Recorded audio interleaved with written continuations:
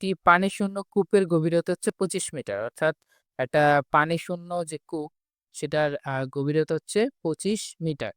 তো এতে সর্বোচ্চ কত উচ্চতায় পানি থাকলে প্রতিধ্বনি শোনা যাবে?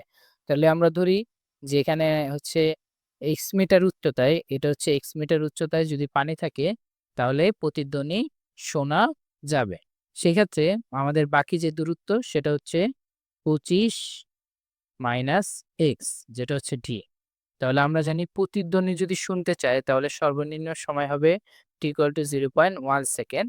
সেক্ষেত্রে আমরা দেখি যে সর্বনিম্ন দূরত্ব 2d হচ্ছে vt। তাহলে d হচ্ছে vt/2। এখানে আমাদের d এর মান হচ্ছে 25 মাইনাস x vt/2। তাহলে দেখো x কে যদি আমরা একপাশে নেই তাহলে 25 মাইনাস v এর মান হচ্ছে 330 সময় হচ্ছে 0.1 সেকেন্ড ভাগ 2 আর এখানে x পাবো। তাহলে ক্যালকুলেট করলে এই x এর মান আমরা পাবো হচ্ছে 8.5 মিটার। তো তোমরা প্রথমে চাইলে আলাদা করে d এর মান বের করতে পারো। তাহলে সেখান থেকে আর x ইকুয়াল, এই যে এখান থেকে আমরা লিখতে পারবো যে x ইকুয়াল টু হচ্ছে 25 মাইনাস d।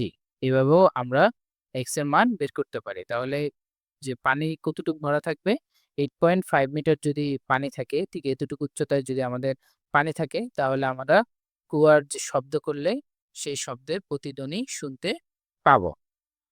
29 নম্বর প্রশ্নটা দেখি, নিচের কোন সম্পর্কটি সঠিক? তাহলে এখানে বেগের সাথে দূরত্বের একটা সম্পর্ক, F = mg, না আমরা জানি বল F = হচ্ছে ma অথবা mg, h হবে না। আর এটা হচ্ছে বিভব শক্তি। তারপর দেখো v = kx², এরকম কোনো সূত্র নেই। তারপর দেখো আমরা জানি যে v = √v সমানুপাতিক হচ্ছে √t।